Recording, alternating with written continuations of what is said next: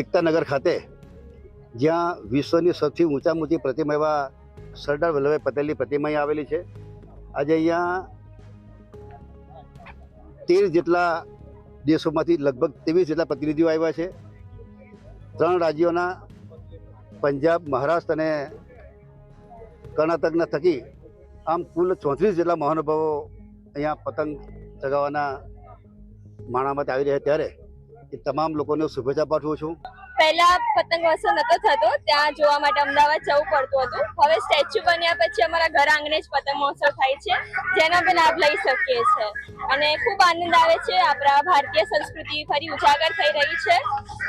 મુખ્ય મકર સંક્રાંતિનો જે તહેવાર છે, જે ગુજરાતમાં અમે મનાવીએ છીએ ઊંધિયું જલેબી ને બધું ખાઈને, એ આ લોકો સાથે અલગ અલગ દેશ સાથે અમે મનાવવા માંગીએ છીએ, જે ખૂબ મજા આવે છે. જેમાં ઇટલી સામેલ છે, કોલંबिया છે, इजिप्ट છે. सब फॉरेनर्स भी आए हैं और बहुत एक्साइटिंग है, अमेजिंग है, ऑसम है एंड हम लोग एंजॉय कर रहे हैं ये काइट फेस्टिवल.